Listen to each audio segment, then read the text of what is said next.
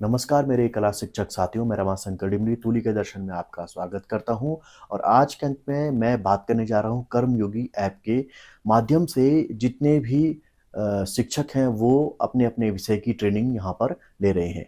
हालांकि इस कर्मयोगी ऐप के अंदर काफ़ी सारी ट्रेनिंग्स हैं, जिनमें से काफ़ी शिक्षक कन्फ्यूज़ हैं कि उन्हें कौन से मॉड्यूल करने चाहिए। तो मैं आपको बताना चाहूँगा कि वहाँ पर आपको काफ़ी सारे विषयों की ट्रेनिंग्स दिखाई दे रही होंगी। तो आपको ऐसे में अपने विषय से या फिर जो भी आपको शिक्षण कार्यों में सहायता प्रदान कर सके, ऐसे टॉपिक्स पर आपको प्रशिक्षण लेना चाहिए। आज के इस अंक में मैं बात करूँगा कि कला शिक्षकों के लिए कर्मयोगी ऐप के अंदर वे कौन-कौन सी ट्रेनिंग या कौन से मॉड्यूल हैं जिन्हें हमें करना चाहिए, जिनसे हमारा आर्टिस्टिक जो नॉलेज है वो एनहांस हो जाएगा। तो मैंने इस ऐप में 8 ऐसे मॉड्यूल चिह्नित किए हैं जो हमारे कला विषय से जुड़े हुए हैं और जिन्हें हमें आवश्यक रूप से करना भी चाहिए। तो कौन से हैं वे 8 मॉड्यूल, इन पर हम आज के इस अंक में चर्चा करने जा रहे हैं, जिनका उपयोग हम अपने कक्षा शिक्षण में भी कर सकते हैं। 8 मॉड्यूलों को जानने से पहले मैं आपको बताना चाहूँगा कि जिन भी शिक्षकों ने कर्मयोगी ऐप अभी तक डाउनलोड नहीं किया है, वे प्ले स्टोर से डाउनलोड इसे कर सकते हैं और वहाँ पर अपना अकाउंट बनाकर साइन इन करके आप ये मॉड्यूल पूरे कर सकते हैं, ये ट्रेनिंग आप ले सकते हैं। यहाँ पर आपको हर मॉड्यूल के बाद एक एग्ज़ाम कंडक्ट किया जाता है जिसमें कुछ प्रश्न पूछे जाते हैं। ऑब्जेक्टिव टाइप वो क्वेश्चंस होते हैं। वहाँ पर ऑब्जेक्टिव क्वेश्चन आवर को आपको करने के बाद एक सर्टिफिकेट भी प्रदान किया जाता है। साथ ही आपको उस कर्मयोगी ऐप के अंतर्गत कुछ कर्मा पॉइंट भी दिखाई देते हैं। जैसे-जैसे आप मॉड्यूल करते जाते हैं, जैसे-जैसे आप ट्रेनिंग लेते जाते हैं, वैसे ही आपके कर्मा पॉइंट हैं या जो कर्मा अंक हैं, वो भी बढ़ते हुए दिखाई देंगे। साथ ही आपको कितने घंटे की आपने ट्रेनिंग इस ऐप के माध्यम से की है, वो भी आपको वहाँ पर दिखाई देगा। तो शुरू करते हैं हम आज का अंक और जानने का प्रयास करते हैं कि कला शिक्षकों के लिए कर्मयोगी ऐप के अंतर्गत वे कौन-कौन से 8 मॉड्यूल हैं, जिन्हें उन्हें करना चाहिए। तो पहला मॉड्यूल है हमारा कला आधारित शिक्षण विधियाँ, शिक्षकों एवं प्रशिक्षकों के लिए नवाचार। इस पहले मॉड्यूल में आप कला आधारित जितनी भी शिक्षण विधियां हैं उनका अध्ययन करेंगे और हम यह भी देखेंगे कि किस प्रकार हम अलग-अलग विषयों में विद्यार्थियों को कला आधारित शिक्षण विधियों का प्रयोग करके विषय को सरल, रचनात्मक बना सकते हैं। साथ ही यह भी प्रयास रहता है कि किस प्रकार बच्चे को विषय की बोझलता से बचाया जा सके और विषय को रचनात्मक और सरल बनाया जा सके। दूसरा मॉड्यूल है व्यवहारिक कला। इस मॉड्यूल में ग्राफिक डिज़ाइन एवं विज्ञापन आधारित चीज़ें बताई जा रही हैं। इसमें हम यह सीख सकते हैं कि किस प्रकार हम ग्राफिक डिज़ाइन बना सकते हैं, विज्ञापनों के लिए किन मानकों का प्रयोग किया जाता है और किस प्रकार लुभावने विज्ञापन बनाए जा सकते हैं। कला के माध्यम से ग्राफिक डिज़ाइन और विज्ञापनों को आकर्षक बनाया जा सकता है, जिससे वे अपने उद्देश्यों की पूर्ति कर सकते हैं। तीसरा मॉड्यूल है मूर्तियों का निर्माण एवं रखरखाव प्रबंधन। इस मॉड्यूल में हम मूर्तियां बनाने की विभिन्न जो विधियां हैं उनका अध्ययन करेंगे। साथ ही मूर्तियों के रखरखाव को भी समझेंगे कि किस प्रकार मूर्तियों को सुरक्षित रखा जा सकता है। हम सभी जानते हैं कि मूर्तियां इंडोर और आउटडोर दोनों तरीके की होती हैं।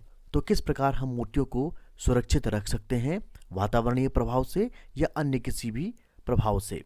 तो इस मॉड्यूल में हम मूर्तियों का निर्माण एवं रखरखाव प्रबंधन को समझते हैं। चौथा मॉड्यूल है कला अभिव्यक्ति।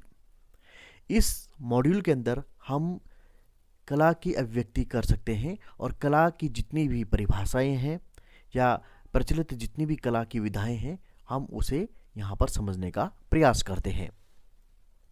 पांचवा मॉड्यूल है लर्निंग कॉर्नर्स। ये काफ़ी इंटरेस्टिंग मॉड्यूल है।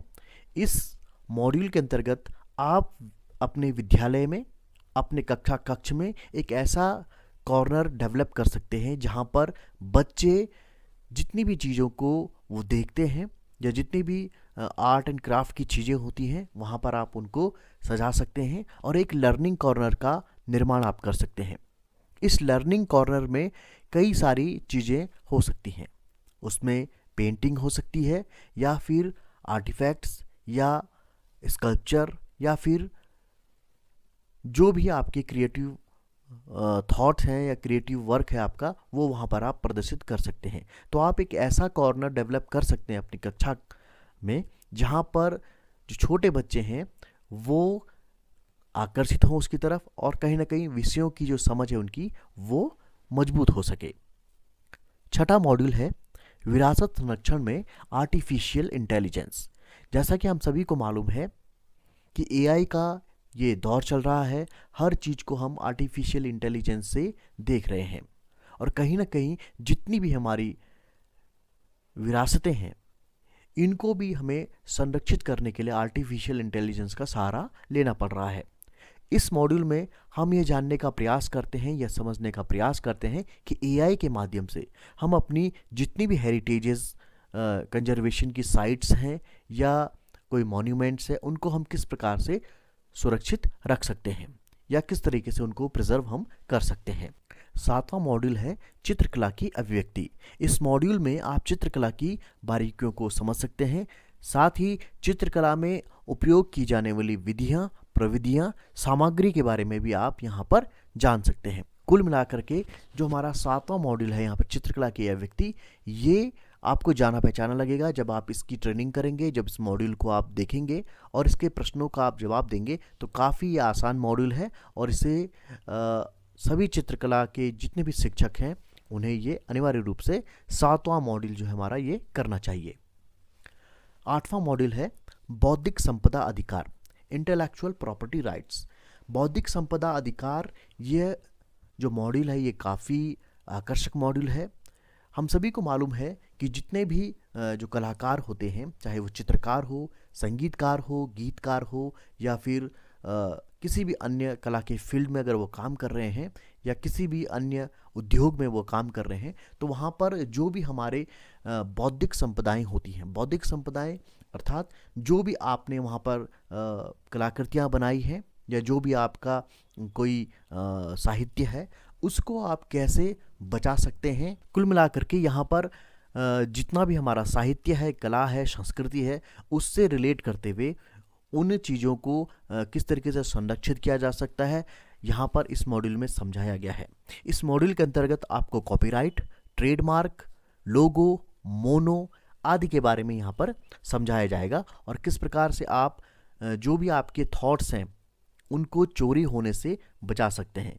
अगर आपने किसी भी प्रकार का कोई भी सांस्कृतिक कार्य किया है या किसी भी प्रकार के आपके थॉट्स हैं जिन्हें आप यह मान के चलते हैं कि इस पर आपका एकाधिकार है और आपको उसे अपने नाम से रजिस्टर्ड करना चाहिए, तो यहाँ पर आप इन चीज़ों को समझ सकते हैं और जितने भी आपके थॉट्स हैं उनका उपयोग आपकी अनुमति के बिना यहाँ पर नहीं किया जा सकता है। तो ये जो आठवां मॉड्यूल है ये कलाकारों के लिए या फिर ऐसे लोगों के लिए जो नए नए आविष्कार करते हैं या नई कलाकृतियाँ डिज़ाइन करते हैं उनके लिए काफ़ी लाभदायक है।